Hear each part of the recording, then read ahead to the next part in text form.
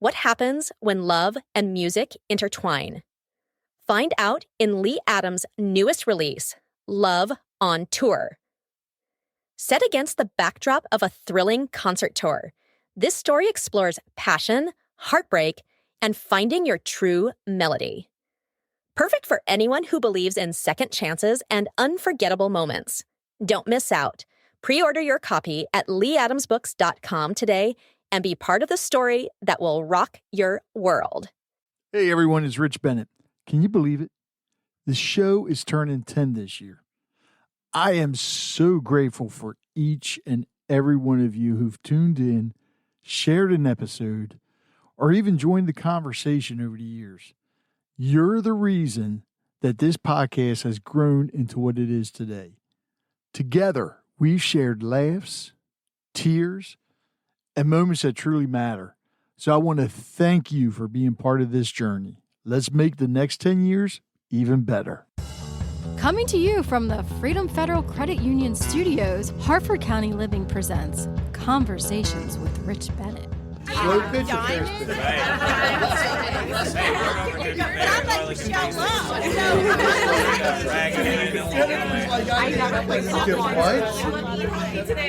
It's probably the least sexy part of organizing. That's okay. No. The truth is. So me and this gentleman we've been talking for a while now. Actually, God, I don't even know how we've been talking for a half hour. Probably. Before I hit record, almost an hour. Simply amazing. And he started a coffee shop, which is, I want to say it's pretty unique.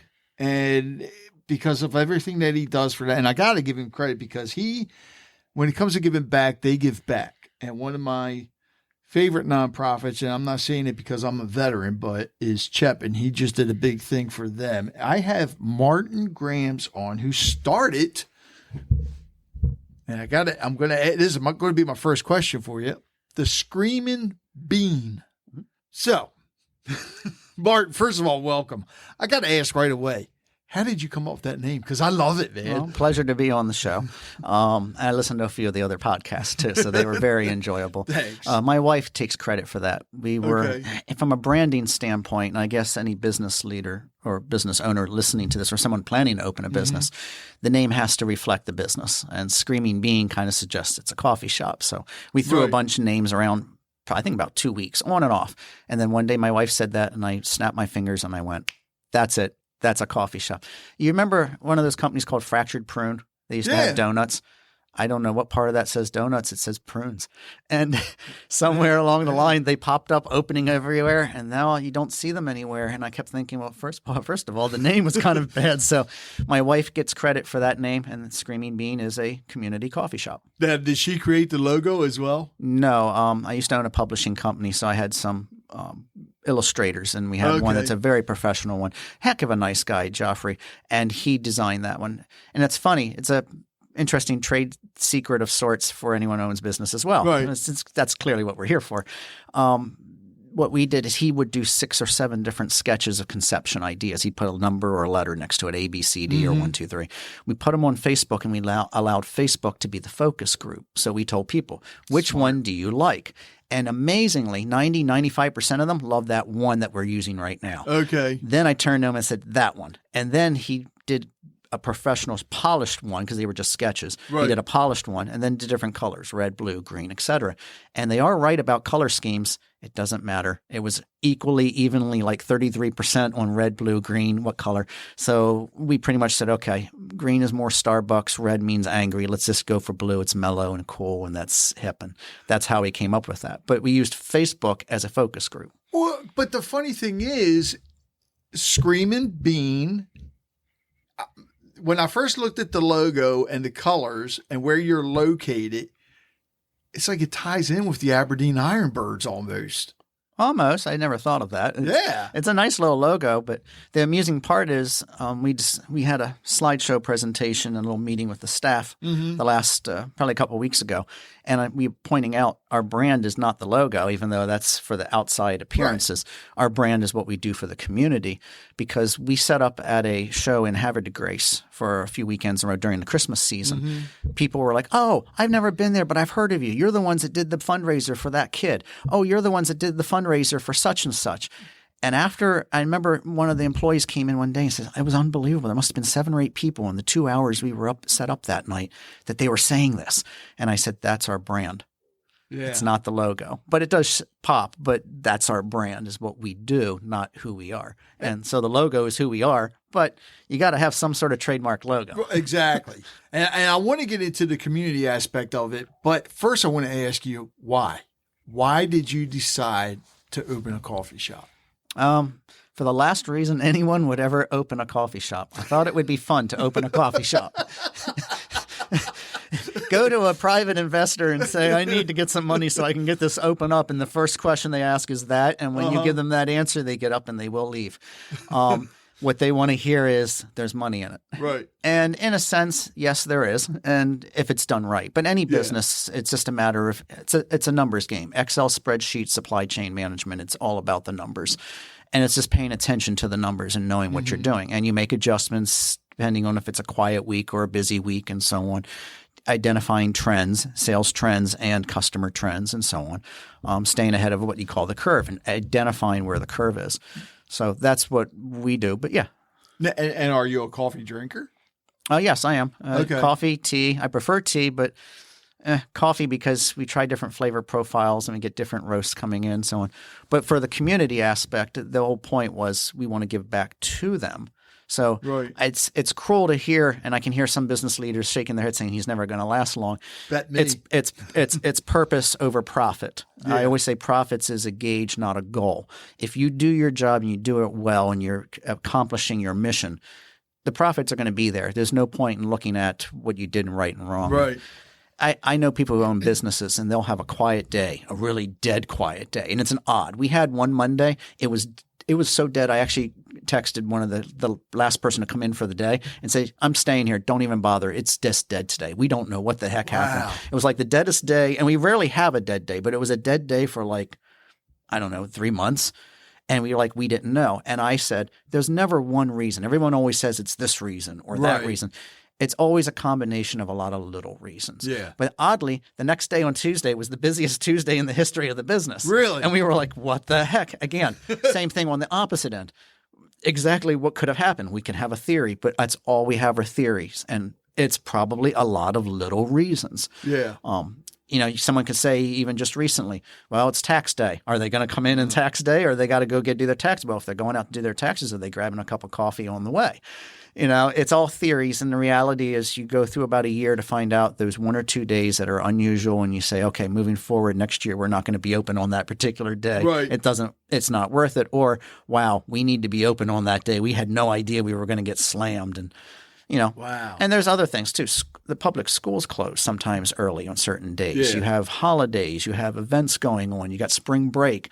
You got college down the road. You could have a tournament around the corner. You almost have to identify all the trends and stay ahead of the curve. Yeah. But in most cases, in most cases it's just staffing accordingly. So, and you guys have been open, not even a year yet, right? No, we opened July 6, 2024. So, oh, wow. And for anyone listening to this months or years from now, it is April, 17, 18? No, 18. April 18, 2025. Thank you. I forgot. Look, see, D-Day, tax day messed me all up. So. My birthday's tomorrow. I should have known that. Yeah. Nah, the 19th? Yep. So anyway, it's a scenario where it's like we've only been open less than a year, but on trends where they say small business takes about 2 years to turn a profit, we're already ahead of that curve. So I am relaxed, laid back, and like, no, we're fine. But and I think a lot of it's got to do with your business model because, and correct me if I'm wrong, like I said before, you're a unique coffee shop. You're not like the other ones. Well, I don't know how other ones are run, the mom and pop ones. I know how corporates are run. I was a corporate spy in a sense as an employee at some of them like Right. Starbucks and such for a number of months just to, they say if you're going to open one, work at one. Right. And also figure out the trade-offs. Why do they use freeze-dried strawberries instead of fresh ones in their drinks? And I would go, okay, it's 6 months shelf life, transportation, and distribution. I get it. Okay, that's why we do it. You put it in water, no one knows the difference. Right. Franchises have trade-offs also because they have no other options. They're bigger. I always say a big business is like a 16-wheeled vehicle and a small business is a pickup truck. Which Right. one can make that 90-degree turn much quicker and easier? Small business has that flexibility. They don't have to get corporate approval. Right. So in our sense, we have done very well in our direction of what we wanted to do and accomplish and succeed. So as a result, we're just basically full speed ahead and on to the next stage as we continue to evolve. And what was it that made you decide to get involved with different nonprofits? That was from the very beginning. So Okay. when you create a business, there should always be a purpose. Right. I've, for 20 years, done a nonprofit event that brings in movie stars to Maryland and they'd sign autographs for charity and so on. And the point is, if you just did it for the profits, it's pointless. Right. I think it was Jimi Hendrix, I could be wrong, who said profits is and money is pointless because it's numbers and numbers is infinite. And as it continues to be infinite, you're never going to be happy. I mean, let's be honest, when you get to a corporates, they'll look at it, hey, drive-through you're going through 1 minute and 10 seconds a customer. If you're succeeding, I want it 1 minute and 5 now. They always keep pushing and stretching. Our rule of thumb is we have a goal. You hit a certain amount, you've covered your even. Everything else is gravy the rest of the day. We hit our goals almost every day, every month.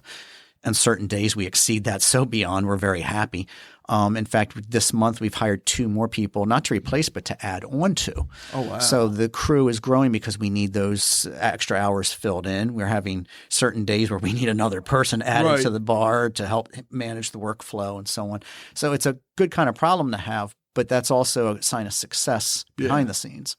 And I want to get into the hiring process and everything, but with the nonprofits, how do you decide which – and I bring this up because there are a lot of nonprofits out there that say they're nonprofits, but then when you do their research, you see they haven't paid taxes in years or whatever. So how do you decide which nonprofits to actually work with? In a sense, on certain nonprofits, not even the taxes. In some cases, it's how much is the CEO getting paid? Right. And technically, it's a write-off, but as a nonprofit, it's legal. It's just a matter of how much of it really is going to the intent and purpose of what that profit is for.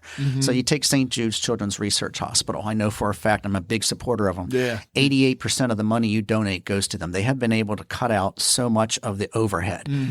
That to me is fantastic. Yeah. They are geared to what the purpose of their business is. And for that reason, I have never have a problem writing a check out to them or doing some sort of event with a celebrity where they'll sign autographs to raise money for. In fact, we're bringing celebs into the show, to the coffee shop in September. Vicki Lawrence is one of them. He's going to be coming. Oh, come on. Not joking. Nope. And it's a very simple method. You put a jar out on the table and say, put whatever your heart's content. She'll sit there and sign an autograph photo, pose for photos with you. We'll get people as fast as we can for 2 or 3 hours. And we raise money for whatever that local charity is, even if it's for, say, CHEP. Yeah. Something that helps benefit the community. Now, what do we gain out of it? From a business standpoint, there'll be people at the register wanting to buy coffee and pastry. We get new people through the door who've never been there. At least they know where we are.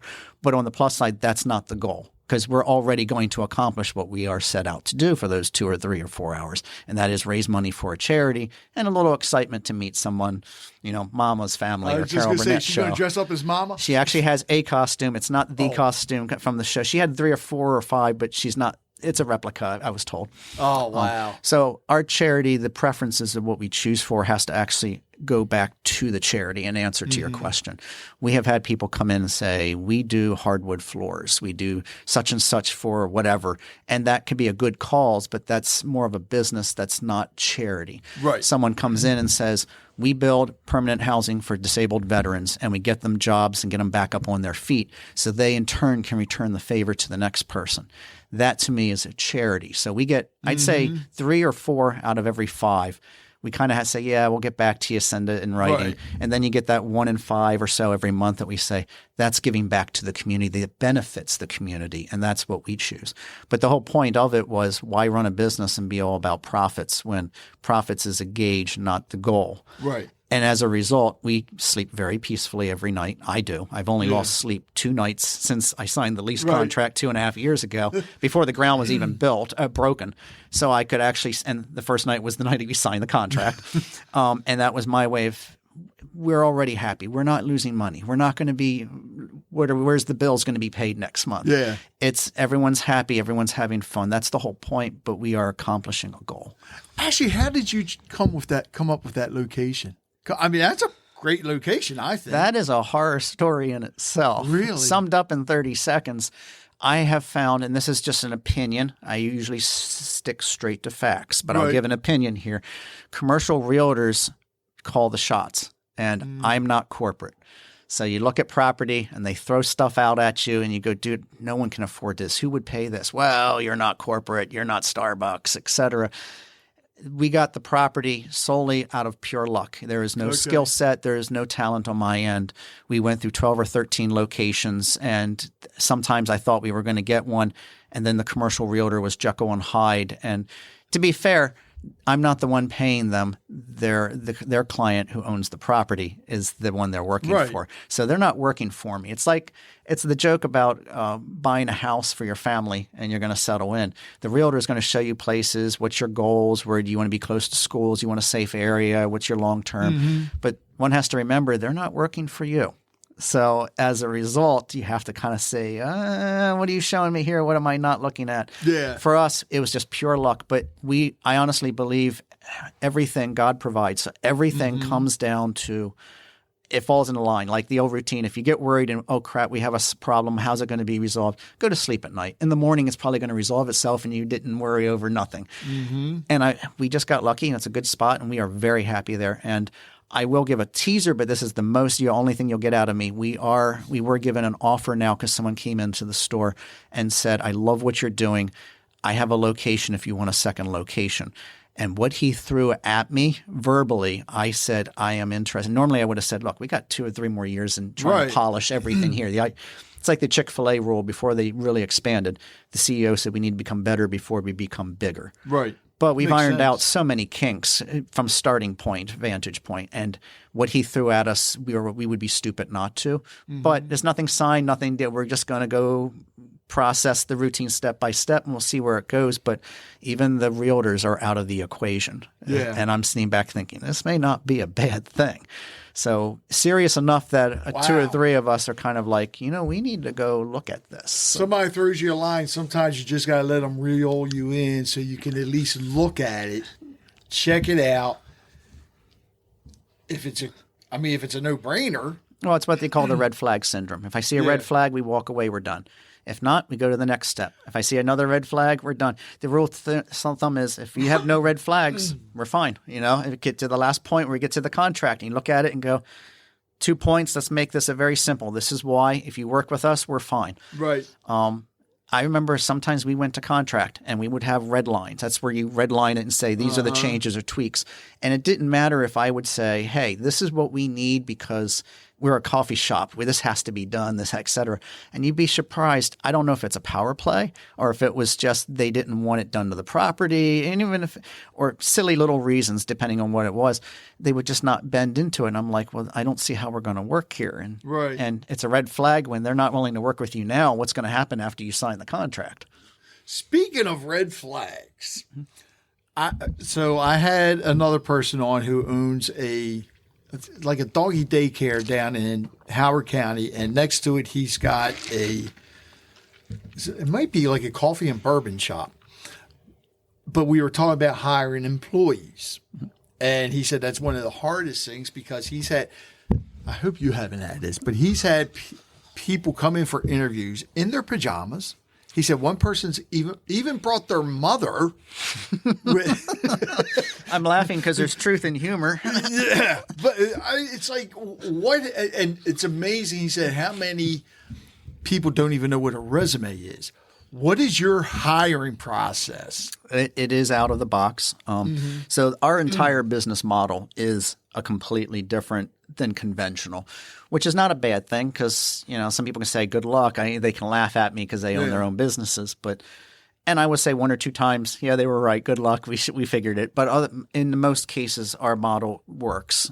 but it may not work for every business. Yeah. In the hiring process, we do not accept applications. We have no application online. We accept commitments. I love that. We have a routine. I have a routine. I should say we, but we have a manager, and she kind of agrees on everything that I do. At least I think she agrees to it. She hasn't said no. The routine is, I'd say probably 20 or 30 people will send in whatever queries before they get one that has my attention. Mm-hmm. We've seen people walk into the store, look at the acoustics, go, wow, this place is awesome and nice. Are you hiring? And I'm thinking, you're looking at the outside of the book. You haven't read the book yet. Right. Once in a great, great while, someone will send an email or come in and they'll say something that gets my attention. Like, I was a barista at such and such there. I also know kitchen hustle, this and this and this and that on the kitchen and restocking, supply chain management. They'll say something enough that I go, okay, they understand what all could be behind the counter. And our process then is we will interview them. And as long as we don't have a red flag, as you're leading in, we don't see a problem. But in general, what we do is we sit down, we feel them out. What are their long-term goals? What are their intentions? Do they plan to stay around? Are they planning to move to Delaware next month and we don't need them? But more importantly, almost everyone we've interviewed, we have given them a backstage tour. Come on back, take a look. This is what we have here. Smart. Part of that process is not – and I don't assume they're going to be applying – people who apply are going to be listening to this. These are more business owners and so on. I'm actually gauging what they are capable of doing right then and there. So when one of them said, I trained people – I trained baristas at Starbucks. I literally went up to the espresso machine and said, there you go ahead and make a latte. It's the simplest drink you can make on there. Now, I get it. There's different dials, different levels. She literally panicked and said, I'll just have a nice coffee then. And it kind of gave me a red flag like, whoa, you're supposed to – you should be – and it's not that she didn't know which buttons stuff do. She should have asked. If they're looking at certain stuff and they would say, okay, so where do you store such and such? How many of these do you need before you need to restock, et cetera? Right. That's what gets my attention when we're doing – we want to see if they're actually intending. I always say, are they there for the paycheck or are they there for the job? Yes. There is a difference. And in business, they have two kinds of employees. They always call the hoppers and the leaders. The hoppers are the people who, when they're 50 years old, they're still job hopping around. Some of them can be 30 years old. They're still job hopping. They have no focus, no goals, and that's perfectly fine, but there's a reason they're still jumping from job to job. And then you get the ones that are the leaders. Those are the ones that you can see – like any business owner will say, oh, yeah, I've got one or two that are my shining stars. Right. And then you got one or two that you know they can. And I like to try to motivate like, hey, do you want to take over this? I'm not passing the buck over. I'm not giving them assignments so I don't have to do it. I want to see if they're capable of running it, but giving them that chance to run certain aspects, kind of like running a business. If 5-6 years from now they leave and they never became a manager, they can at least say, oh, I handled purchase orders. I handled such and such. I did the supply. I did the inventory. And we have two right now that are technically – we have two that are shining stars. Hell or high water, I'd get down on my knees and beg and keep them. Right. I have one that just started – that I suspect is a shining star because the things she did on her first day got my attention. And most people don't do that like literally during her. I was like blown away. Did not expect it. And I have two that sincerely I see huge potential. And slowly I'm trying to phase them up. Like, let's see how we can get them up to this. Because if we get a second location, for example, they are management capability. Right. I don't think they recognize that in themselves, but I see that. And my goal is to kind of get them up into this position, this assignment, this task. In a sense, and this is really odd, I know a lot of business leaders will shake their head the moment they hear this in the next 30 seconds. On our computers, the employees can push certain buttons and see numbers. And I let them see that numbers. They can see the trends, not just sales trends and items. They can see numbers.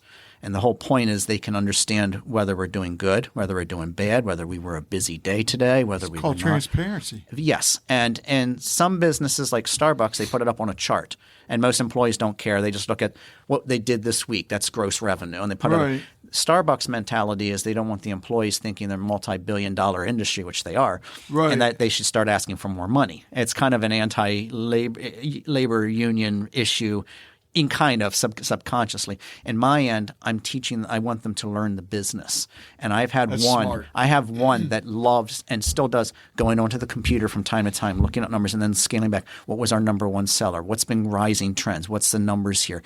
They can tell you what the number 1 selling pastry is, what the number 2 selling pastry is, what the number 3. But in a sense, that's partly knowing numbers is also partly running a business. Right. So they have that skill set they're picking up. It's like the kids who say, I don't like going to school. Can you read and write? Yeah. You picked up a skill set. So at the coffee shop, they're picking up skill sets on running a business. See, and that's perfect for like somebody like me. I told you before we started recording, when I go to a restaurant or whatever, I always like, when they ask me for my order, I like to say, surprise me. And when they know that, they're looking at the trends and everything, they can see what the number 1 seller is, then that'll just make it easier for them, I believe. Maybe I'm just one in a million that does that. But I do it once in a while when they say, what kind of cheese would you like on your burger? I say, don't surprise me. Yeah. In reality, it doesn't matter. I'll take whatever cheese I'm happy with. Right. I'm just being fun with the waitress. Where we have the skills that they work behind the bar, they're referred to as a barista. It means they work at a bar, and ista is kind of there's the terminology for it. But anyway, a barista doesn't just make coffee or lattes. A barista knows exactly their measurements.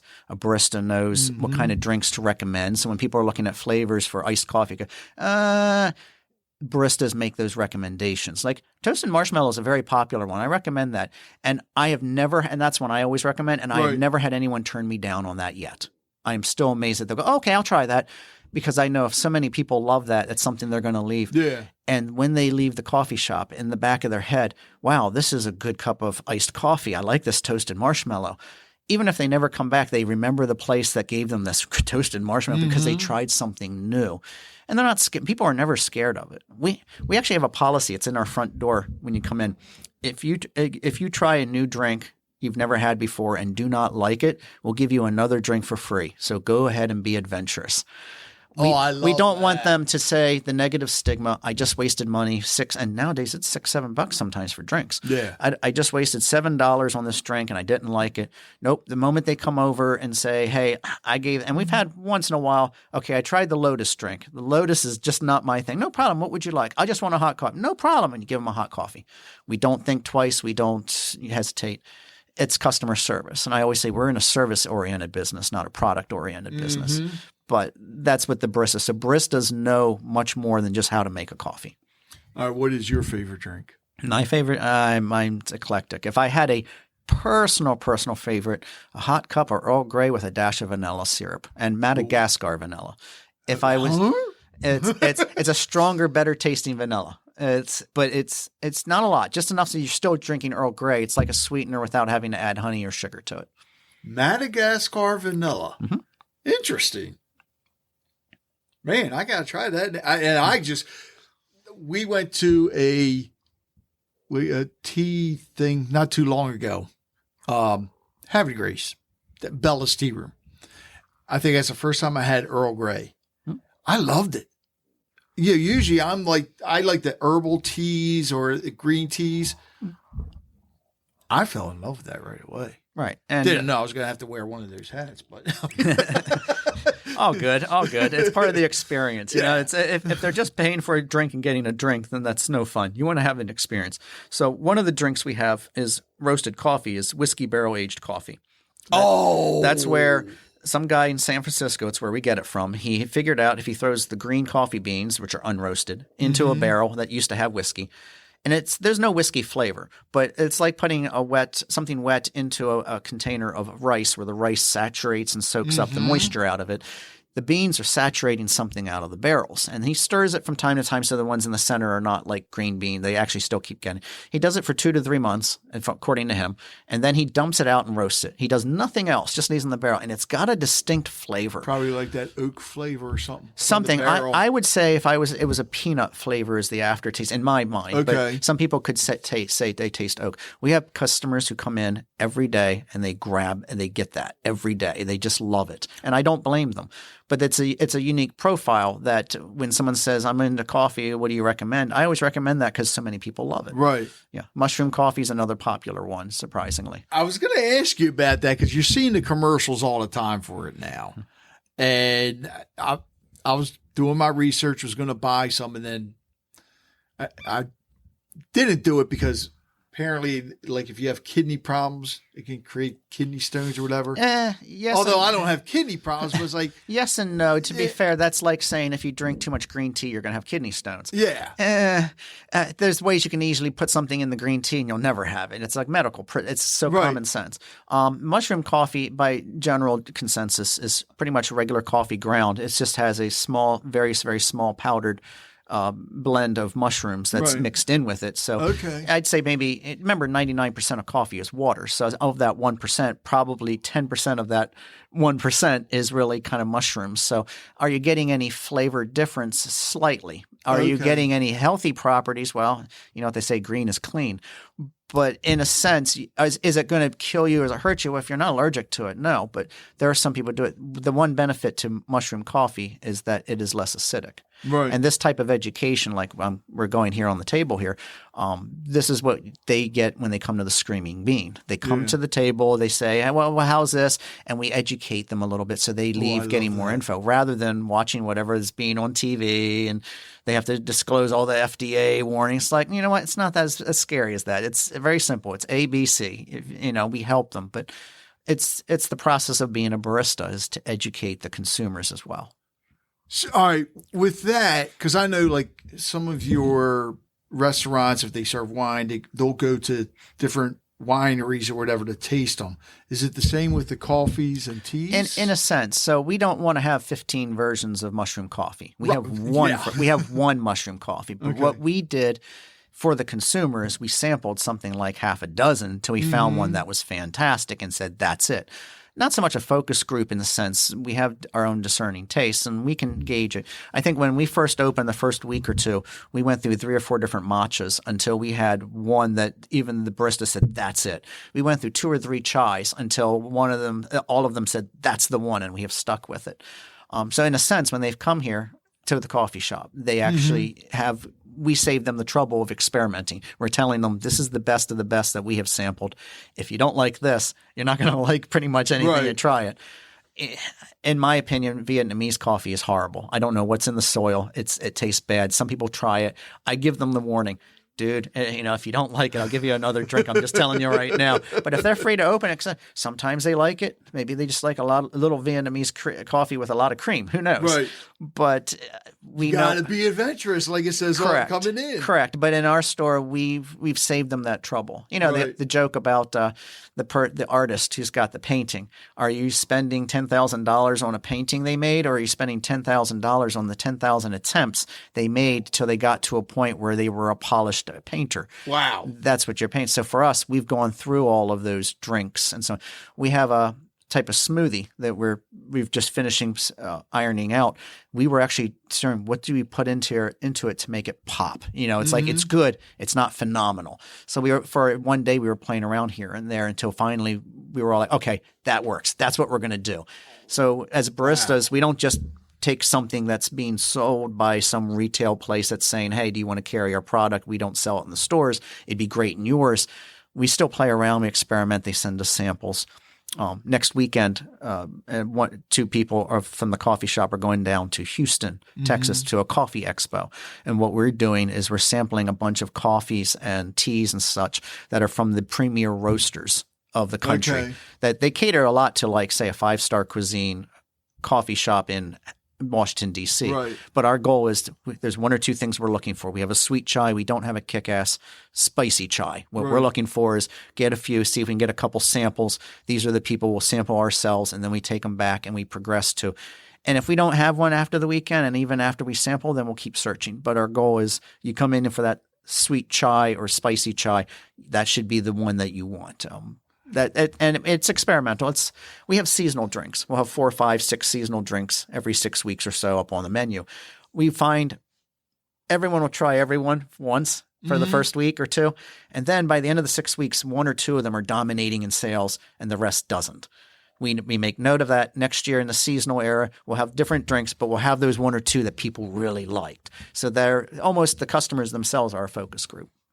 So and that's the baristas that do that? The baristas, in fact, most of the drinks that are, especially the seasonals, are created by the baristas. They will play around, experiment. I remember we had one. They told me not to mention any names. One of them created a drink, and I remember we were all sampling it, and even I was transparent. I said, it's okay. Needs something. Right. And I think it was the third or fourth time she did it. That's it. That's perfect. That's exactly what it was. And then she created a drink. So you look on the seasonal menu right now, there's one like a Teddy Graham latte, and you see a pair of hands holding the cup. That's actually one of the employees with a picture of her holding that proudly because she and her friend, the two baristas, created that drink. And it's handcrafted. It's not brown sugar cinnamon syrup. It's actually real brown sugar cinnamon where the espresso will melt it. So it's blended in well. So it's handcrafted. Yes. And I when they did that, I thought that was brilliant. I was like, we're giving more wholesome ingredients, or at least more pure ingredients than the synthetics that most places have. So being a barista is, well, I guess it's a chef. It's an art. It is, and a science. And the best of them never stop. I'm not saying they have to win championships, but they keep researching, they keep digging, they know their measurements. If I say, hey, this is a 16 ounce, they have to know how many ounces the espresso, how many ounces on the syrup. And then if it's hot and versus ice, they have to know how many ounces to steam. And of course, milk expands when you steam. So you're really going to do like 9 to 10 ounces of milk. You're going to steam it to up to 12. You've got 3 that's going to be the espresso shots, and you've got 1 that's going to be the flavoring. If they want extra flavoring or an extra shot, you need to make the adjustment. It's not so much you got to know your math in your head. I've seen other places where baristas are dumping milk down the drain. They're doing a frap, but then they end up dumping so much out, which means the measurements were off. I'm not saying it's not going to taste good, but baristas know their measurements. Baristas know what recommendations. That's baristas the bar know flavors. part. And yes, and it's like a bartender. You can get the same drink at 3 different bars, and it's going to taste a little bit different because each one does it their own way. But the one that blows you away, unless they're using specific ingredients, knows what they're doing. Right. So it is a situation we're going through. We are what we have discovered inadvertently through, I wouldn't say competition because I don't like to think competition, but some local regional coffee shops or type places are clearly duplicating everything we do 2-3 days later, and they're just hammering it.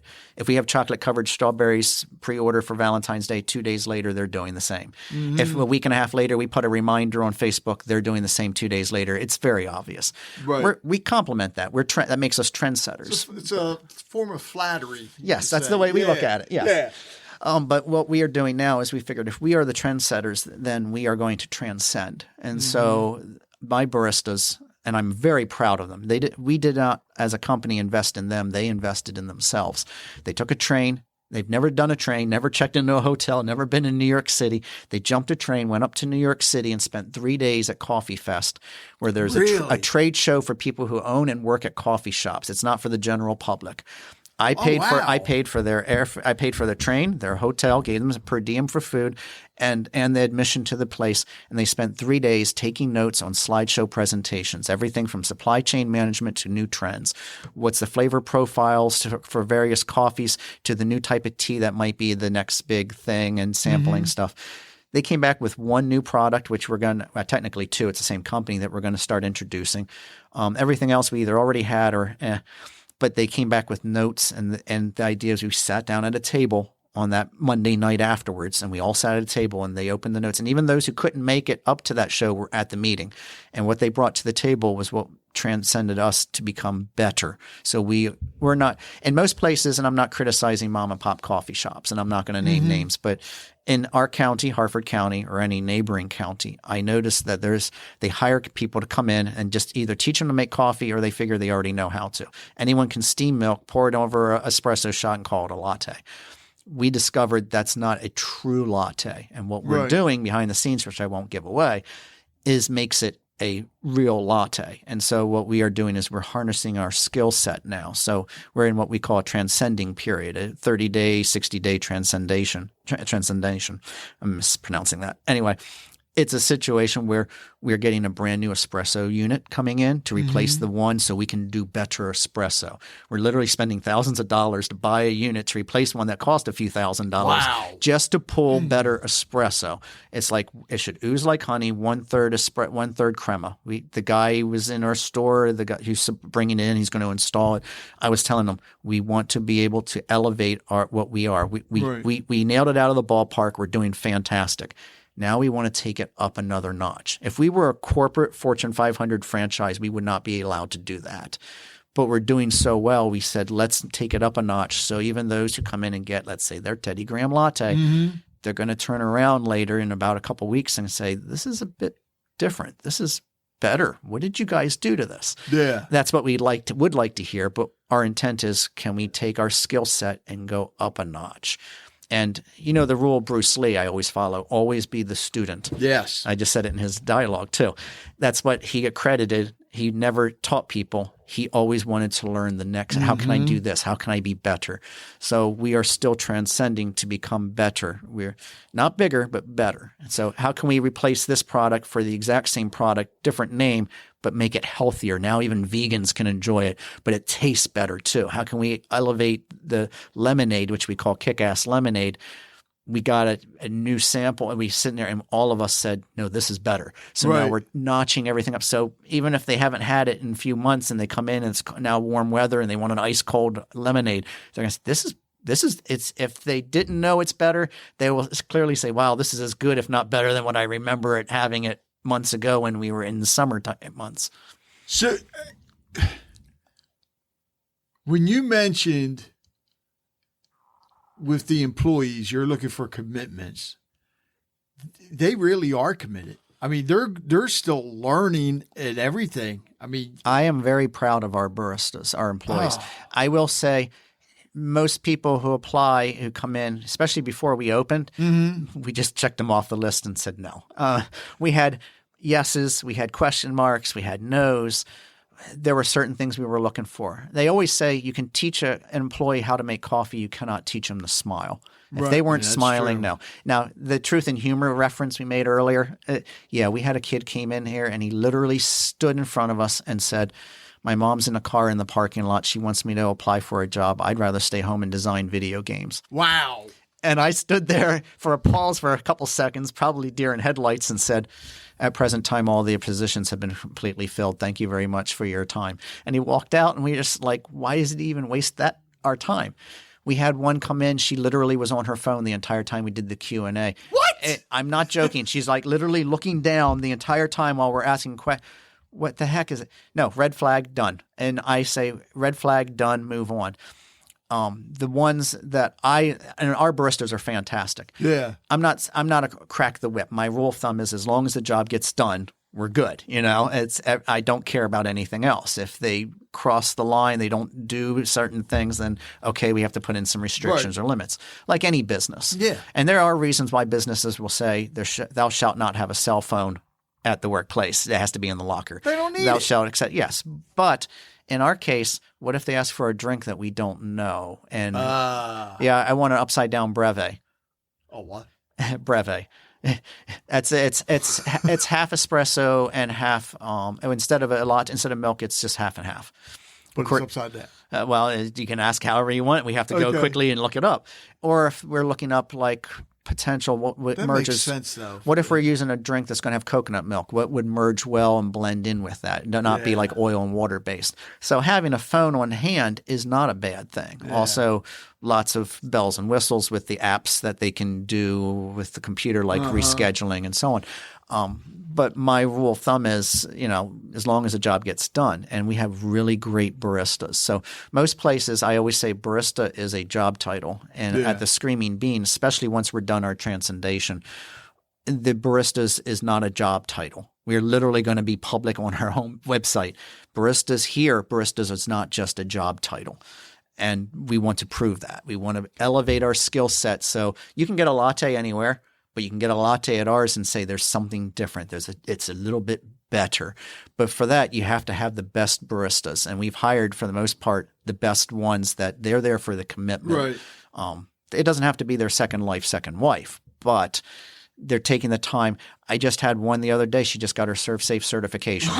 Literally, the Serve Safe certification, you have the blue certificate. It says you know your allergens, pathogens, et cetera, if you're working in the kitchen. They're not required, but the company is paying for any of them who want to go get that, take the courses, pass the test, get the Serve Safe certification. Wow. This is employee commitment that they want to go up that notch. And for that, I am sincerely proud of them, very proud of them. Oh, I would be too. And I think, too, it makes it feel like, and correct me if I'm wrong, but I have, just from talking to you since I met you today, I have a funny feeling you look at those employees more like family. Yes, and I'm sadly, this is one of the few days I've actually referred to them as employees. One of the manager at the coffee shop will attest. I have said many times they're coworkers. Yeah. So they do not work for me. I work with them. I am in that store almost every day, and it's not by choice. It's not by requirement. It's by preference. Mm-hmm. One, I like working at a coffee shop, but B, I want to be there for them to assist them. That's good. We have had one or two in the past that you could clearly tell they're there for the paycheck. They don't care about their job, or they just don't care. They don't show up for a meeting. They don't. You can tell real quickly, or they just decide this isn't my skill set. I just want to come in, clock in, do the job. Mm-hmm. Did not last long, and it happens. But if you hire the right people, I sincerely, and we've proven it, we can actually elevate the skill set. You know how Amazon.com actually hires the best people for their warehouse? They have a routine. You can Google this. 2% of the least performing at the end of every quarter or month, I don't know which of the two, they get rid of. That's 1 in 50. Their routine is if you're that least performance, I don't know how they gauge performance, whether it's a number of containers, number of packages, whatever. They look at the least performing, they get rid of them. That's why they're always hiring. And I don't want to look at the least, who's the weakest link, let's get rid of them routine. I like to say, if they're the weakest link, let's move them up. Let's get them. Strengthen them. Yeah, strengthen them. Correct. Let's get them up into that skill set, because I didn't hire them thinking they weren't capable. They have something there. We saw we can make them. That's good. That. And I keep pushing and striving without pushing, but it's like, no, they're there. I think even one of them, I just literally, one night we went down to look at those like new espresso units. Someone who's never closed an evening shift by herself. Well, not by herself. She's with someone else, but she's always had someone who knows how to close. I figured she's done enough of them. And someone said she's not going to succeed. And I said, you know what? We're going to do that. Leave her there. We're coming back at 5 o'clock anyway. We can always help out, et cetera. Yeah. And I don't know if she kind of felt uncomfortable. I think she was more concerned, did I do everything right? Because she nailed everything out of the ballpark. And one person who had told me, we're going to be having to do A, B, C, D, and E, et cetera, we didn't have to. And now that employee is saying, she can actually get that. We can get her up there, et cetera. I said, okay, you see what I see. Let's move them up. But, it depends on the employees. So this goes for any business out there. I'm sure every business owner says, I've got an employee. I know they're more than capable of what they're performing. They're just not there. They're not motivated.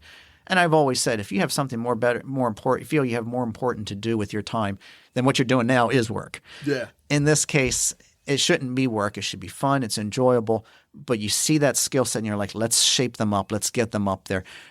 They're not going to stay forever. Let's be honest. Employees come and go. Mm-hmm. But 5-6 years from now, if they go off, let's say, hey, my parents bought a house in Tennessee and I'm moving down there, I can feel content saying they're a better employee now than they were when they first came in. And when they go there, their new employer is, even if it's a coffee shop, is going to say, where did you pick up that skill? And that will make me happy, saying that like the little bird has just become a big bird and they're moving on to doing something greater. They've flown the nest. You're listening to Conversations with Rich Bennett. We'll be right back. I've been talking about them for years, and I will keep talking about them. It's a company that I trust for my home exterior needs, Tar Heel Construction Group. When it came time to replace my roof, I didn't hesitate. I called Joe Ayler at Tar Heel Construction Group. They were professional, timely, and most importantly, they did an incredible job. The new roof looks amazing, and I know it'll last for years to come. Their quality and attention to detail are unmatched. But here's the thing. I'm not stopping there. I'm already planning to use them again for my siding and gutters. Why? Because I trust them. Tar Heel Construction Group has earned my loyalty by delivering exactly what they promised. High quality work, excellent communication, and a commitment to customer satisfaction. If you're thinking about tackling any exterior home improvement project, whether it's roofing, siding, or gutters, or even solar, give Tar Heel Construction Group a call. I've used them, and I'll keep recommending them and use them again in the future. Check them out at tarheelconstructiongroup.com or call them today at 410-638-7021. With the baristas, because chefs, good chefs, go to culinary schools. Mm-hmm. Mixologists, mixologists, I want to say, because there's a difference between that and a bartender. Correct. Go to school. Is there a school for baristas? There is, but Okay. I have found that all these schools start you at Basic 101. So one of my baristas, the manager, took a course up at Coffee Fest, and it was kind of one of those courses. It wasn't like a school, but it was the type of same thing you would go through. And I said, "How was it?" And she goes, "I already knew all this. They weren't showing me any extra skill set. It wasn't anything to elevate her skills that she should." A 3-day thing? Well, yeah, but she took a 3-hour course, so it was like latte art, and they were teaching. She's already nailing latte art. She wanted to say, "Hey, I want to do the Death Star. Come on now, I can make flowers and hearts. I want to do the Death Star. Come on, without a stencil." But it's one of those situations we're trying. I get it, but there are schools for baristas, but I think it's a waste of time and money when I can send them to trade shows where they could be not so much more motivated, but they can see what all is there in that industry, that they can find something that we are missing, something we should add to complement, and then increase their skill set so that we all become better. We have a policy in our shop: greet them at the door, not at the register. We picked that up at one of those courses a few years ago. So when they come back, you can imagine when they have 13, 14 pages, one of them had. Another one had so many. We sat down at a table for 30 minutes, she and I giving me the info. That was the part where I noticed the day after they came back, they were a bit more attentive to customers than they usually were. Not that they weren't, but you could see a slight change and difference. There's a difference. And progressively, we're going to continue. Even 7, 8 years from now, if their same employees are still there, we're still doing the same to motivate them. But 7, 8 years from now, they should be managers at the 2nd, 3rd, 4th location. Right. Because it's like, I know they can say, well, that's not really a career, but define what a career is. I know a guy who's a janitor at the Harford County schools, and someone can laugh at it. Sorry, custodian. They could say, they could say, you've been there for how many years? Dude's retiring at 30 years with a county pension. What exactly did he do that was not a career? It's relative. Success is relative. Career is relative. Here's the thing, people. I mean, anybody that wants to get into this field, being a barista, I clearly do believe it is a career. You can make a career out of it. Correct. They could turn around and do what you're doing. Have their own coffee shop in another state. But I mean, another thing you could do, because I know this would have to be a whole nother podcast, but the technique of making coffee, espresso, all of that, and like I said before, it's an art. I never seen a recipe book on different coffees or anything, or different types of drinks. You see them for food, you see them for cocktails. Mm-hmm. I've never seen one for coffees. There are. It's not widely known out there because you have to have the right equipment, and so not most people cannot do it at home. Hence, there's no point of having a cookbook, recipe book for home on that. We have a few books actually in the back that has some ideas, but the internet has that too. Well, we just browse through, and then there are groups like on Facebook where people who own independent coffee shops, we chat with them. I chat with at least 1 or 2 every month. Right. Hey, bud, I just sent a friend request, and then we'll talk and goes, you guys were demonstrating such and such. How are you guys doing that? I'm in Maryland, you're in Maine. We're not competition. Right. And then as a courtesy, because I believe in counterbalance in the universe, when they share something with me, I send them something and go, dude, I'm not joking. This will knock it out of the ballparks. Here's something I hope you – and they go, oh, great, appreciate it. We help each other out. So they're all over the place in recipe books in a sense. But Literally, I what I prefer in a perfect world, the baristas run the coffee shop. Yeah. They don't just make the drinks, elevate it, create the ideas. But I prefer them to because otherwise, not so much that I have to find the next new drinks for the next seasonal menu, but I want them to be involved because in a sense, this should be their coffee shop. They work there. Otherwise, they're clocking in, they're being slave labor, and they're clocking out like a franchise. They're told what to do, how to do it, and that's what they do until they're tapped on the shoulder and said, in 4 hours, there's your 15-minute break, go take your break. And I feel they should feel this is their second home, Yeah. And there's a thing called the third place. I'm sure you're familiar with it. If you're not home and you're not work, where's your third place? A lot of people, it's a coffee shop, but that's their office. That's what they're reading books. It's their place they love going to. And there's a lot of people who come constantly. It's the third place. For the baristas and the employees, that should be their third place. This is not their second place. This is the place they enjoy working. They have say in it. I've seen one or two of them that over the last week that came by and said, why do we not have this flavor sear? Why do we not I don't know. You want me to get it? I had one that say we should have this type of equipment and this type of equipment to make things faster. I went and got the equipment. This is their decision making. They're telling me why, and it's completely logical, and I went and grabbed it. The kitchen gets very hot. One of them said, we need a fan, but there's a certain type of fan. So if there's ever water spills, we can tilt the fan down. It's a commercial use, and it'll actually blow the air and dry it out much quicker and easier. I went and got that for her, and she's like, thank you. This is not me as a business leader who owns a franchise and I've seen them and heard about them, will say, well, it's not in the budget. Sorry. My rule of thumb is if you need it, we'll get it for you. You mentioned kitchen. We've been talking about the drinks because, of course, a coffee shop, which is very important, but food, by all means, is very important. You guys make your own stuff there, right? A large chunk of it. Some of the pastries come from third parties, right? But a lot of that is done, especially in the kitchen, is done from us. There's a few, I can't say trade secrets. It's like a psychological aspect that, our number one is breakfast sandwiches. Right. But Makes sense. Anybody can make breakfast sandwiches. It's what we're doing and how we're doing it. And anyone can come in, do reconnaissance, buy a breakfast sandwich, sit there and go, so what is it about this breakfast sandwich that makes it their number one seller? And they'll never figure it out because it's not there. There's a couple little tips and things that we have done that makes why it's the big seller. And in a sense, I'll give you a true story. And I don't like to look back on it, but it's funny. Right. I'm on a computer and I'm sitting like a customer at one of the tables inside because we don't really have much of a backroom office space. Right. This day and age, an iPad can be your office. True. So I'm sitting there on a computer and I'm doing it, and a guy walks in with 7, 8, maybe 9 people, and they were his employees. And I later found out who he was. He's very influential in this county as a business owner, investor, et cetera. So I'm not going to call names out. He literally shouted out, and he must have one heck of an ego. Okay, guys, take pictures and we'll compare notes later. Really? I stopped and looked at him like, what the heck is that about? And the manager of our store right now, she remembers that. She goes, oh, I remember him. Some of us who were there at the day went, what the, like it stood out, like what the heck? 3-4 months later, he has not only a coffee shop. Apparently, he already had one. He just decided to do a big renovation of sorts.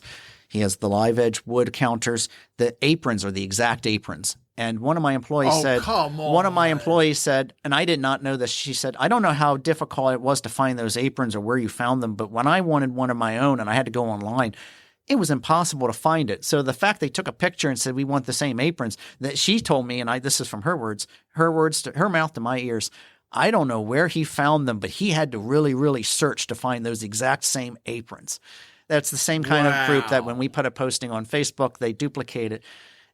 Like I said, we're trendsetters, but I'm looking at it saying, what the heck? So in the kitchen aspect, they can come in, they can copy what we do. They can't copy who we are. Right. And that's why the baristas are taking it up a notch. And the kitchen, that's our trade secret. What we do, what we've made, and how we make it is different than what most people would say, oh, wow, it's a breakfast sandwich. It's got egg, it's got cheese, it's got sausage, it's on a bagel.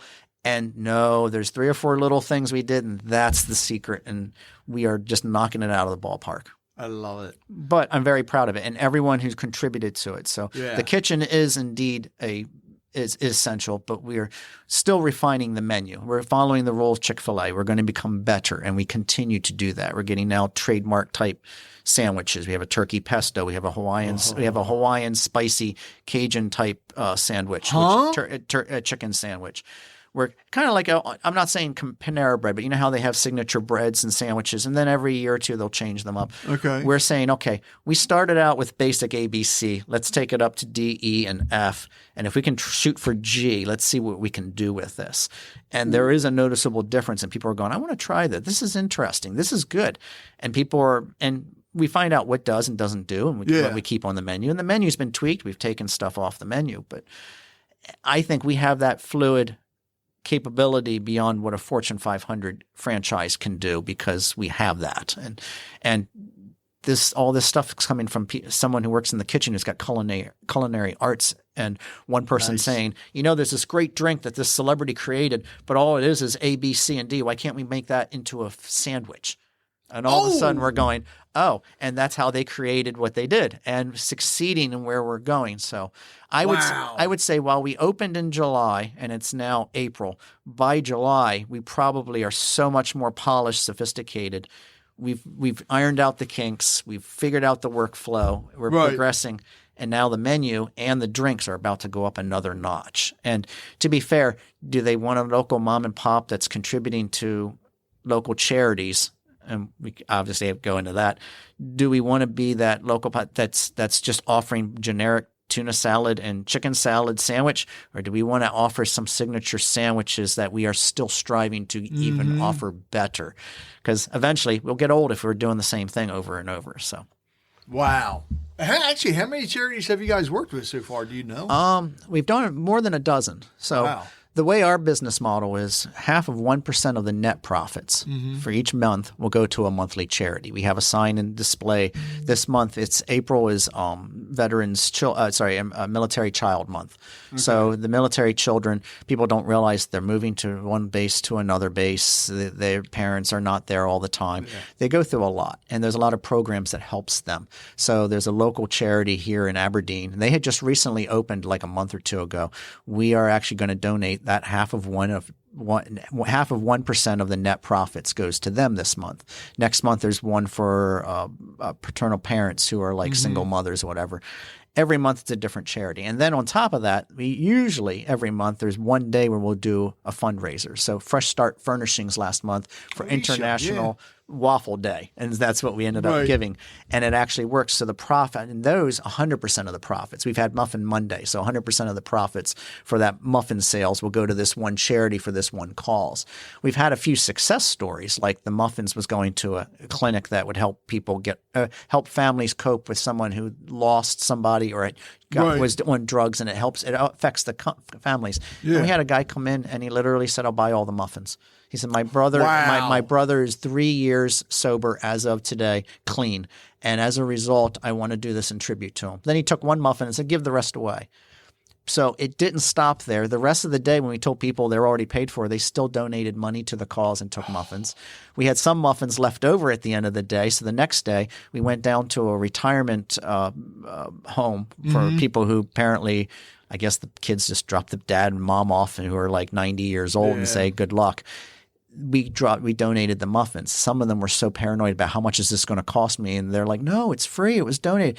We saw so many tears and eyes from people there. That's the biggest So we reward. continued to keep giving it out, and I think even the two employees who were with me understood this is what we do. That we're not just a coffee shop. So we've done probably about a dozen charities at this point, even though we're not even 12 months in, to help out local charities, and we continue. We will continue to do that, and that's the best part of this. It's like I said, purpose over profits. What's been besides seeing the tears from somebody who've helped out, what's the biggest reward you've gotten from this so far? Actually, it's the trophies and awards that we've gotten from people who have sent us for what we have done, donation stuff. And when I say that, it's not – we have over a dozen what do you call it, proclamations and certificates and awards from senators, congressmen, congresswomen, a bunch of them, not just for grand opening. This is just, hey, for what you have done, congratulations. Senator Chris Van Hollen sent one. We got it framed up on the wall. But there's a section in our store where the real awards are. And those are the handwritten letters from kids thanking us. Oh, wow. The thank you card from the teachers at the school who said thank you for donating, the Lions Club and so on. Those are our trophy case. And progressively it's getting bigger. Those are the ones when someone says, so what awards have you received? I take them to that and say, these are our awards. So where would you like to see the Screaming Bean or possibly Screaming Beans in, say, 5 years' time? Well, they always say when you run a business, shoot for where do you project to be 5 years from now and then shoot for that. Primarily, we're staying focused on what we do within the four walls of our business, which is the four walls theory. If we get a slow day, we don't say what could be down the road, across the street, what are they doing, what are they doing. We stay focused on what we're doing. So our track record probably will not change too much on what's the next charity next month and the month after, what kind of charities can we do a special on there. Star Wars Day is coming around the corner, May the 4th. May the 4th be with you. We'll have some sort of probably the Wookiee cookie drink and so on. And that's the fun part. And we'll probably say, come in and talk like Chewbacca and get 10% off. Yeah. Get 10% off your drink and so on. But the reality is we will do it with a charitable angle. Like what can we do to donate some money to some local charity on that day or that weekend? I think it's a weekend. So we're going to do a Saturday, Sunday for 2 days. Come in dressed up in a Star Wars character and we'll give you such 10% off a drink. But the charity will still be benefiting that weekend. So it's having fun, but still accomplishing something for the good of it, for the good whatever. Yeah. I know that's probably what we're going to still be doing 5 years from now. If other locations, that would just be whatever falls into our play. That's like one person who came in and said, I got you an offer you may not be able to refuse. And I kind of shrugged it off and then progressively went, okay, you've got my attention. Because I've learned a long time ago in running a business and businesses prior, I can sleep good on a deal I could have or should have taken. I will not sleep good on a deal I should not have taken, which is hence why I see one red flag, I walk away. I'd rather walk away from 12 potential deals, but take that 13th that somehow there's something there that I go, we have something. But in a sense, I cannot do this on my own. I never did from the beginning. It was a dream for 7 years. And then had somebody research too, and jumped in to say, let's see what we can pull off and pull something off successfully. And then now, like potential second location, I have 2 people who want to jump in and say, hey, if you open that second location, I want to run that. Yeah. They have that drive to want to be in charge, run it. I think one of them wants to get the kitchen up and going, the one that has culinary arts. The other one wants to be a manager. But you can't be one manager in a location. You can have 2 because you can't be there 7 days a week. And there's one there at work who I honestly see potential, huge potential. And so in the next few weeks, unless she listens to this and goes, uh-oh, am I that one? My goal is to say, hey, let me get you on there. Say, let's get you on this procedure. So progressively, she could even sit back and say, you're making me do all this work. Not that she would. They're all wonderful employees and coworkers. But in reality, my goal is, if that's the way they look at it, I'll have to correct them and say, no, I have potential to get you into a management position. Will it be a little bit more money? Yes. Will it be more responsibility? Yes. But they also get to call the shots. See, at our coffee shop, and I worked at Starbucks, if a customer had a complaint, you had to go to the manager. And most franchise, I get it, they have to have some control. At our shop, they have that they have that control to make the decisions. That's good. And they are told if it's the best decision is what's best for the customer. Right. So by all means, they do not need to come to me for any exceptions making. I've seen them literally, like the mother will buy a drink and something for herself, and she's got a 4-year-old sitting at the table, and she didn't get anything for him. But he's such a cutesy little boy. They literally will go over and take the little cute mini donuts or the carrot cakes, and they'll put them in a bag and go over and give it to the kid. They don't have to ask me for that. I have no objections to that. Right. What they're doing is not just forming a connection with the customer. And it's not even psychologically for that purpose. It's because we should. Yeah. That little boy should get something. We give him something.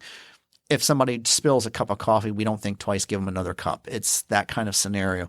they are given that free reign of autonomy to run the place. You're because taking care of everybody. But the employees are given that coaching of, no, this is your decision. The sad part is if they go off to work at a franchise, they're going to discover real quickly. We actually had one that did that. So for reasons I won't get into, and it wasn't anything bad on my end or anything. Right. There was two reasons. One of them, she wanted more hours, and at the time we could not. She went to go work for a major Fortune 500 franchise. I won't say which one. It's going to badmouth them, and I'm not that. Right. I am not a badmouth person. Anyway, she went to go work for them. 2 months later, when a particular employee was in a situation had changed at our coffee shop, and you run a business, things happen. She contacts me. I understand such and such has changed. Yes. I don't like working over here. Can I come back? I went to the employees. Hey, it's all of your decision. You all make a decision. Wow. Now, I've not always done that. I had to make what's best for the business. At the end of the day, I have a business to run. But all of them said, yes, she should come back. And we had no problem if she came back. And then she would tell me, yeah, you're not allowed to do this and this at that store and this and that. Well, they're a Fortune 5. They're a franchise. They have their bells and whistles. They have reasons. She saw both ends. As a 16-year-old, her first job, she discovered what we do, and then she went somewhere else and said, I want to go back, which is a compliment to us. In fact, and since we opened in July, we have lost 6 employees for various reasons. 5 of the 6 have, in various ways and shapes and forms, asked to come back. Wow. At one point in time or another, come back. It's not the money. They all get, to be fair, they get paid minimum wage. Right. And they get tips and a couple other things. They realize where they went is not what they, there's fringe benefits and so on and so forth. But when they go work, now all of a sudden they're working. And that to me tells me we have a very good work environment. And we've made exceptions on 2 of them. The third one we were going to, and then the day after, amusingly, she sent a text, said, scratch that, I apologize. I'm pregnant. Wow. She goes, I'm now not going to be able to work a job, and my husband is supporting me. Thank you very much. And I said, no, completely understood. Congratulations. I can see you being a very happy mother and a good mother at that too. Wow. But she wanted to come back, and then she went, oh, scratch that. Something just happened. And it's a good thing too. But literally 5 out of 6 wanted to come back. So that tells us it's not the pay. And it's not so much the fringe benefits, it's the environment. They went somewhere else and they went, oh, this isn't working, or I really want to come back. So they understood and to be fair, what makes our coffee shop different than any other coffee, they could have gone to another coffee shop. It really comes down to they understood our mission statement and what we're doing. We have etched on the wall. Here at the Screaming Bean, our job is to make the world a better place than it was when we woke up this morning. But first, coffee. And we are living up to that motto. So progressively, slowly, we always say people will brag, and I see this. A lot of businesses will brag. There's a Fortune 500, well, they'll keep posting up this item, this item, this item. Okay, they're a franchise. There's a local coffee shop that's pitching up. They're just putting pictures, trying to be cutesy and so on. And then you go to our Facebook page, and it's a totally 180. Ours is this charity we just supported, this charity we're helping. You can scroll through and see it. And I've always said that is our brand. And that is where we're going to be and continue 5 years from now.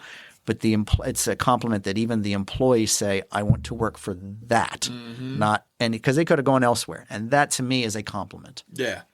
Well, and I want to thank you for that because you are truly giving back, not just to the nonprofits and the charities, but to your – I'm not going to say employees – to the family as well. And they're learning. And that's something I've always – told young kids, and I kick myself in the tail for doing bad in school. I don't care what job or career you do, the learning never stops. Correct. And you should always be willing to learn. That's how you evolve. And exactly. They say, and it's a routine, and it happens in business. There's always, I wouldn't say the disciplinary action form that's filled out to document in the files, whether they know it or not. There's always the review process. When they've been there once a year, for every year they get another review. Some places do it every 6 months. The review really is, this is where you were, this is where you've come, this is where we think you can go. My methodology at the Screaming Bean is, let's see if we can continue to keep them going up.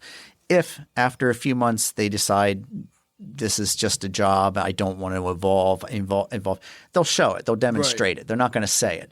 And at that point, I have to make the decision. Well, this new employee here, she's doing A, B, C, and D, and I did not ask her to do that. Wow.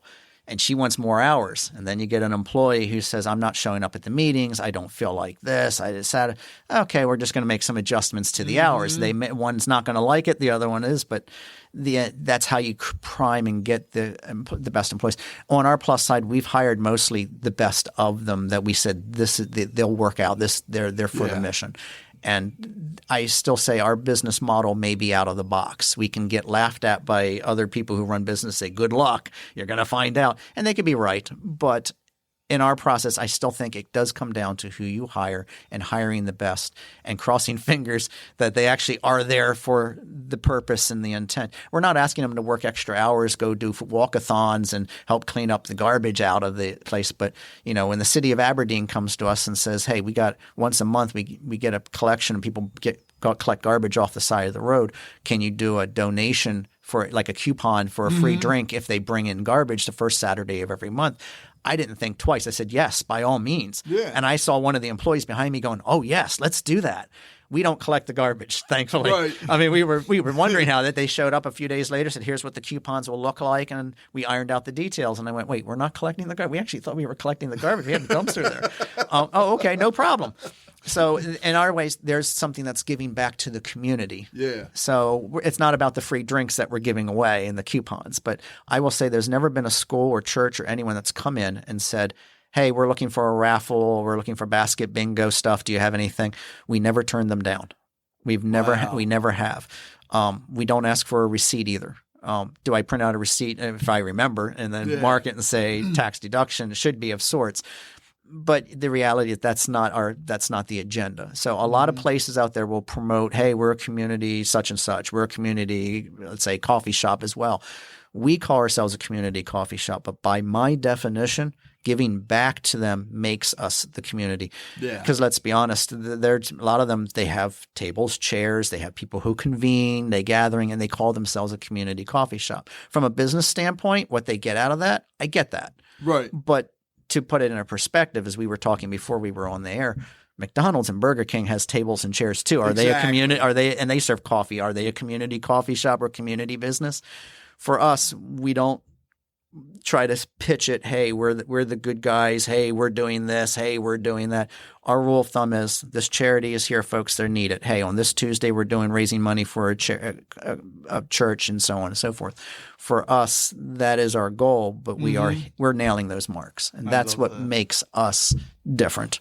And that's why you're successful already and going to continue to be. And we predict to be so, yes. Because, you will be. I mean, we are a business. I mean, it doesn't mean you get an employee gets a bad, grumpy day and says the wrong thing to a customer. Happens to Fingers crossed it never happens. We've never had that yet, but have we had some customers come in and be really rude, mean, or even post false reviews on Google? Oh, yeah, it happens. It comes with the business. I always say you got to be crazy to run a business like a brick and mortar store. You have to be a sincere crazy to think that ain't going to walk through the door that method. People have bad days. It always happens. They do. And my rule of thumb is make them happy as best they can when they move on to the next customer. The next one's smiling and happy. I was in a Dollar Tree the other day grabbing something for my wife, and the woman behind me was asked to please empty the stuff out of the basket and put it on the carousel, I guess you call it. The conveyor belt. Conveyor belt, yeah. And the woman said, why do I have to do that? And she literally said that to the woman behind the counter to me. And she goes, well, I really need that done so I can check them out. And the woman took the basket and dumped everything really rudely down and then slammed the basket down. And I'm sitting back thinking to myself, yeah, we've had a couple odd ones at our coffee shop too. They're out there. All I could do was before leaving, told the one behind the register, you have a good weekend, the rest of the weekend. Thank you very much. Just to let her know, kind of emphasizing, it's not the customers. You just got an odd one that you're about to deal with for the next minute or two. Oh, wow. And it happens, but sadly, and we get a few of them. I will say we have noticed a couple odd trends of things that I don't know. We had one very clearly Guy came in, wanted an Americano or something, and apparently it wasn't the way he wanted it. He could have came back and said, can you make it this way or that way? I mean, that's how it works. You just the drink's not – to be fair, making coffee is complex. So they can go to Starbucks and get a macchiato. You go to a regular coffee shop, that's not what a macchiato is. It's a different drink. And then you have to clarify, and someone says, oh, no, we'll remake it. What he did is he posted a negative review on Google. We posted underneath, we're very sorry. What we suspect you really wanted was A, B, and C, and what you're asking for. And based on all the reviews you've posted on other coffee shops, you have yet to find the perfect one because you're still criticizing their Americanos. We just like to let you know in the future when you go to the next store, probably ask for this and you'll get what you're looking for. We were kind of helping him out there. He was I don't want to be stereotyping, but it's the only way I can describe this. He had a Chinese type name. And what happened was because we put a comment in, there was 12 negative reviews in literally 1 hour. And it was all of these Chinese names or Chinese language signs. And what he apparently did is he got a bunch of his buddies to go up there and post all these negative feedbacks.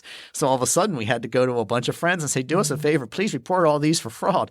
And progressively, because that's Google's algorithm, all of a sudden, progressively over a week and a half, they were starting to be taken down one by one. And it's the process of we have to go through this because one guy decided he was asking for a drink and wasn't getting what he thought he was getting, and all he had to do was ask us. But I've seen that happen with restaurants and other businesses. Somebody they're not pleased and they'll put up a negative review, but then all of a sudden that place will get a ton of good reviews because your loyal customers were.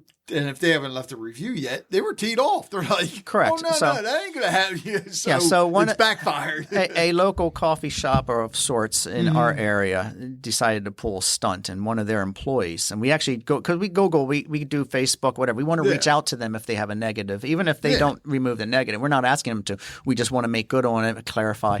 We found out that which is smart. Found out that their parents were the owners of the local coffee shop that was posting the review, and I went, okay, that's a bit of a and it happens. Did I complain and argue about it? No, I did exactly what you did. We sent out a text to our customers and said, hey, we could use some 5-star reviews. Not that we're asking for 5 stars, but we could use a few of them. But if we can hit a certain goal, like say, hey, we can get up we're at 270. If we get up to 300, we'll give away a free cookie on such and such day. And Google is king. We want the reviews. So all of a sudden we're at 350 and like literally overnight we're at 350 now. I'm like, okay. When I owned a publishing company, there was a guy who published a book, and I remember there was a negative review of his book on Amazon. And what he did mistakenly is when he saw the review, he commented underneath. You can comment. And he said, well, you don't know anything about the subject. And then the guy put a comment and says, actually, I do. I want an award-winning book on the same subject, et cetera. So I am the guy. And it went back and forth, and basically he was arguing. You know what they say in Murphy's Law? If you argue with an idiot in public, people will not know the difference between the two. So it got to a point, he calls me up and says, what should I do? I said, well, first of all, you should not have commented under the guy's posting. What you should have done is went and said, hey, friends, I got a free copy of my book. I got 20 for the first 20 people available. The condition is, I'm not asking what kind of review, but I need a review up there within 2 weeks. How does it look when one guy's given a negative and you got 20 positives up there? And he went, oh, so when someone tries to put up a review because their parents actually own a coffee shop in the regional area and they decide to post a negative, do we call them out on it? No. What we do is we post, we're very sorry, sincere apologies that we let you down. It's not our goal if you want to come on back in there. But it actually motivated us to get a lot of more positives. In the end, they ended up losing on that end. And so I've always found that there is a calm, diplomatic, simplistic way to resolve a simple issue that people want to make a bigger finale. You and I were talking beforehand, before we went on. And I don't know if it was a question you asked or I said that's generally a question. What's the worst thing that could ever happen to a business, a brick and mortar? And I said disgruntled employee, because they will badmouth other people and their customers and so on. And I've always said it doesn't matter in the end how long and how much can they really do. But I've also said if they're badmouthing a former employee, that does make them officially then a disgruntled employee. and it doesn't say anything about the employer. It does say something about the employee. Yes. So in the long run, I've always said it doesn't matter because there's always subtle ways to simply go, we can resolve this, we can do this and that. It's almost like the moment you get lemons, you can make lemonade. It's just knowing exactly what to do and how to do it. Yeah. That's one of the things I was always taught with business. If you ever leave a job or get fired or whatever, always leave on good terms. Yes. Because you may need to go back to that business. You never know. Or you may end up working with somebody else, or you never know what's going to happen. Never burn bridges. Thank you. And I firmly believe no matter what, you're going to always look back and question maybe it was a bad decision to leave. And I get it. People have bills to pay. Sometimes they have reasons. If they have to move to Tennessee, okay, I get that completely. Yeah. You know, you're 16, your parents just bought a house in Tennessee, you're leaving in 3 weeks. We get it. But hey, I just got enrolled in school. I'm going to be going to college in Ohio in September. Good for you. No problem. Yeah. Glad to let us know that you're still here through at least August, et cetera.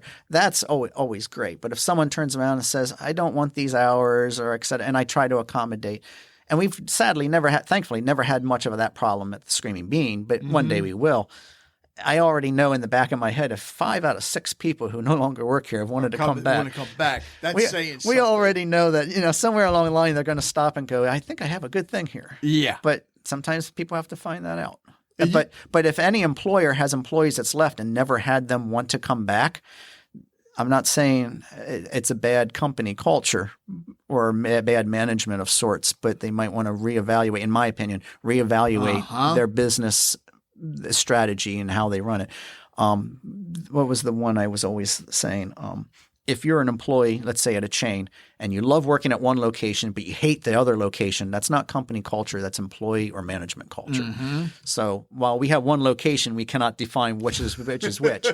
But I do say it's probably the employees as well because they hang out with each other and off the clock. But it is a good place. In all those aspects, not the financials, I am very happy to say we are very successful in what we have done. And we can only keep going up. I can't wait to get there. I just and get some good coffee and the turkey pesto sandwich you said? Yep, turkey pesto. Oh, I got to get up there and get that. You guys are open 7 days a week? Open 7 days a week. We close at 5 every day except Sunday. We close at 2. Okay. We are open 6 o'clock on weekdays. We open 7 on weekends. And easy way, we are open every day except Easter, Thanksgiving, and Christmas. Easter, Thanksgiving, and Christmas. Yes, for very obvious reasons. Right. Well, yeah, I would hope so. What's the website?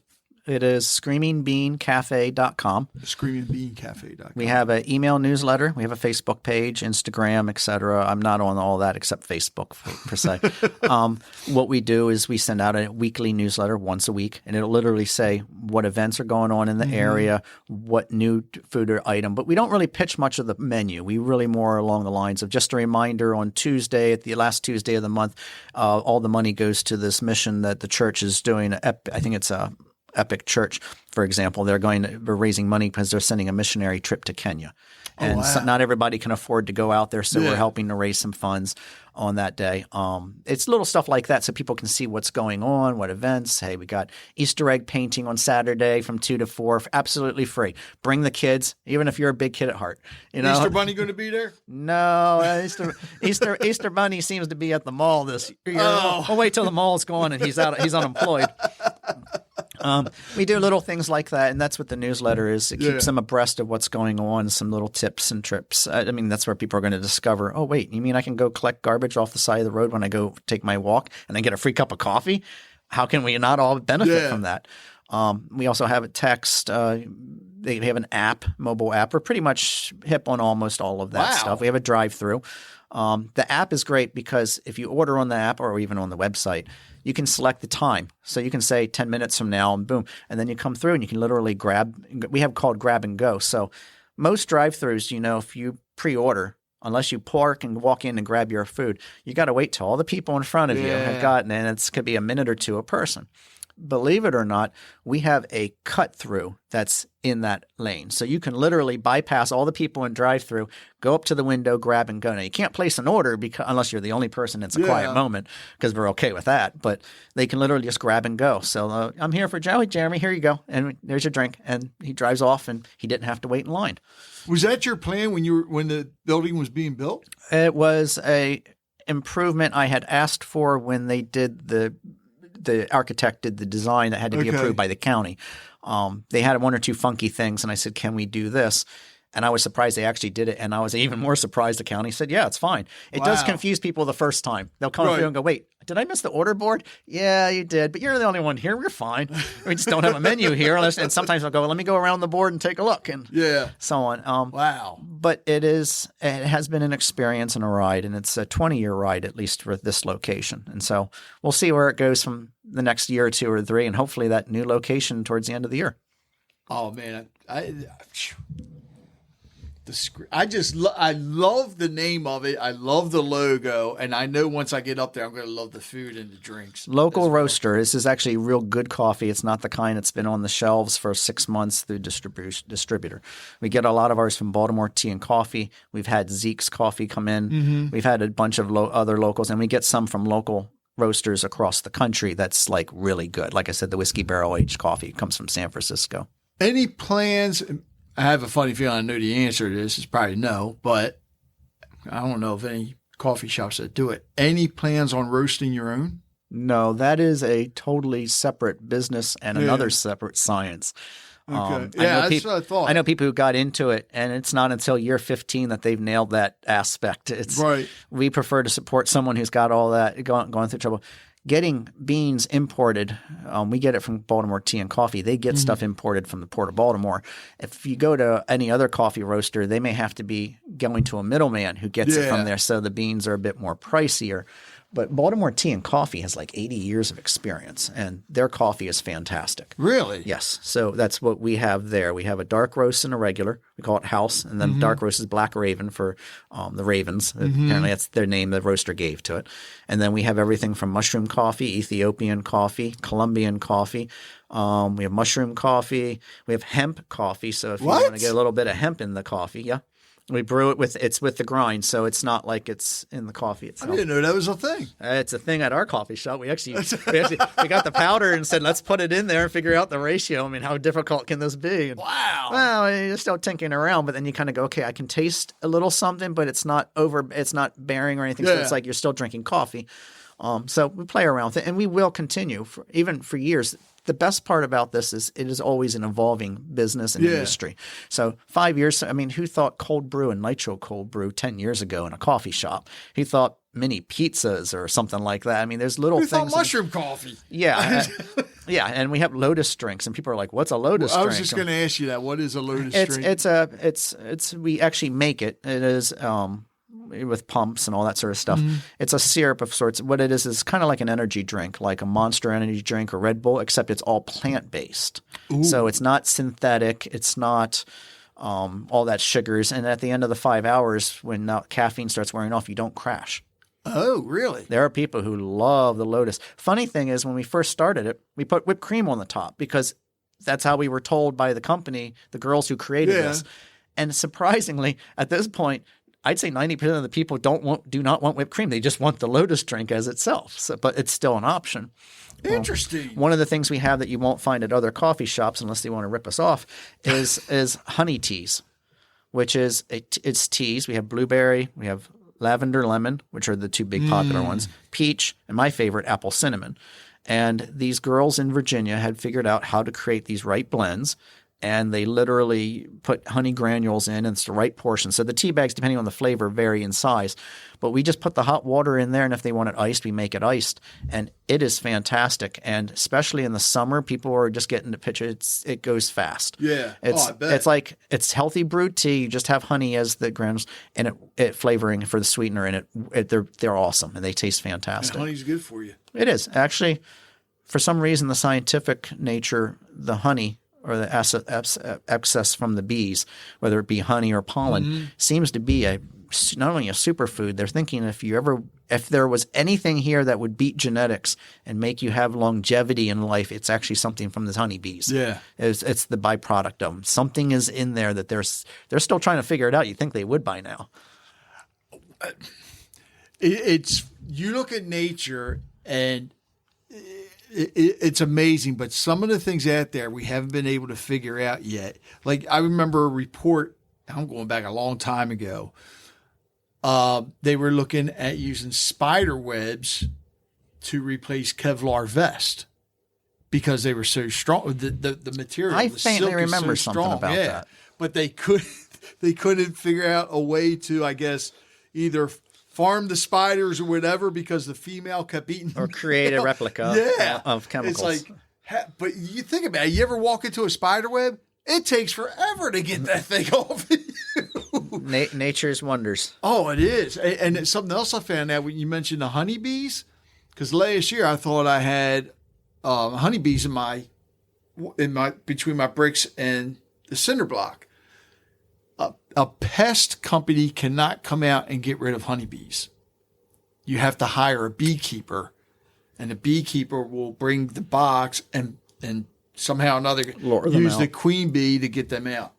Yeah, you cannot kill honeybees. Yeah, well, we shouldn't. You shouldn't. It's nature. They cross-pollinate and everything. Oh, Otherwise, there goes your orchards too. That's one of the reasons I'm going to be putting in a pollinating garden too in my yard. Well, I encourage you to come to the Screaming Bean. Any of your listeners, and I've always said, knowing that a percentage of the profits from every drink and food that you buy is always going back to your community makes the food and drink taste better. Yes. And I mean, do they want to support Wall Street and people who own stock, or do they want to help support the local that literally is next month we could be doing a fundraiser for a soccer team that little girls need their soccer uniforms. Mm-hmm. I mean, a lot of places could say, well, we do a charity from time to time. We do it all the time. So those of you listening, if you're local here in Harford County, when you go to the Screaming Bean, make sure you leave a review on Google, Facebook, wherever. If you're in one of the other countries or states, whatever, listening to this, that just means you have to visit and hit the Screaming Bean and then leave a review as well. We do have coffee in our own brands of coffee, tea, and such in packages they can even buy online if they're not. Oh, really? If they're not in Harford County, they can have like the whiskey barrel aged coffee or our house blend shipped to them. They can do it online, mail order. They can do subscription too. I know some people that they've got subscriptions since before we even opened when we had them the packaging. They're still on subscription and they're still getting the coffee. So they must love it. Do you sell merchandise too? We do. The logo on there? We do. We don't go overboard. We have mugs because who doesn't want a mug? We've got it. I'm trying to think what else we had. We had Christmas ornaments at one point, which was kind of cute. And then we have – I'm trying to think what else. We've got stickers. And the stickers are free in the store. People put them on their bottles. They put them on their laptops. They put them on all that stuff. Yeah. And that's fun. Kids love stickers, so we give them to the kids. We don't care. Some adults do too. Oh yeah, who doesn't like stickers? It's the experience of peel and seal, and then figuring out where you want to put it and how you want to put it on there, and then it's like, okay, I need another sticker. It happens. And then, of course, besides that, in the store, we are working on it, and we're almost there at the go-to source. We have coffee supplies. We have bottles of syrup. You can go to Walmart and pay the same price for a bottle of 100 milliliters, where you can get 750 milliliters in our store for the same price. Wow. You can get your syrups. You can get the honey teas packaged as well with our logo on them. We've got pretty much a little of everything and all the different types of coffee that I just mentioned, including a rum raisin, which I have not tried yet. It's a very interesting blend. Horchata, you name it, we've got it there. And they can come in and buy it. And so they don't – it's like if you're looking for something, coffee, tea, supplies, whatever – we've got it there. And this is kind of like the go-to place. And Christmas, it's also nice because you're not only supporting your friends, you're supporting, like I said, the community. And as an official, I know Santa Claus, and he says to go up there. So make sure you go there. Martin, is there anything you'd like to add? Nope, we're good. They got the website, screamingbeancafe.com. We are on, in case you're curious and you can travel, exit 85 on I-95. We're in Aberdeen, but we're not in the city of Aberdeen. We're right near Ripken Stadium on Route 22. So if you get off exit 85 on I-95, Literally just make the left and you'll see the Royal Farms and we're right next door to them. You can't miss us. That must be a business thing because I've lived here all my life and I do not know exit numbers. Somebody asked me, how do I get the job at town? I come up and what exit number is it? I don't know. Mountain Road. When you do as much traveling, I spent 20 years going to trade shows, and it was like 22 to 24 weekends a year. You get used to knowing the numbers. Well, yeah, as you're traveling, I focus on the numbers, but I don't know I don't. Here's what they call stupid trivia of the day that will not get you a free cup of coffee in the morning. A friend of mine lives in New York State, and he said, out of curiosity, why are your numbers on the exits in Maryland different than New York? I said, what do you mean? He goes, well, in New York, we have exit 1, exit 2, exit 3. Mm-hmm. You have exit 77, exit 85. And I said, oh, mile markers. Yeah. I said 77 to 85, you can easily figure out that's 8 miles difference. And he goes, oh. And I said, wait, they don't have that in New York? He goes, no. Ever since then, I've noticed New York seems to be the only state that I know of that has exit 1, 2, 3, 4, 5. Everywhere else, it's actually by the mile markers. So I learned that from all the travel. So if you got to go on PA Turnpike and you just got on exit 100 and you got to get to 240, well, it's going to be 2 hours and 20-minute drive. Might as well enjoy it. Crank up the radio. Should have been a truck driver. No, never mind. Martin, thanks a lot, man. Likewise. Appreciate being on the show. Thank you for listening to Conversations with Rich Bennett. I hope you enjoyed today's episode and learned something from it as I did. If you'd like to hear more conversations like this, be sure to subscribe to the podcast so you never miss an episode. And if you have a moment, I'd love it if you could leave a review. It helps us reach more listeners and share more incredible stories. Don't forget to connect with us on social media or visit our website at conversationswithrichbennett.com for updates, giveaways, and more. Until next time, take care, be kind, and keep the conversations going.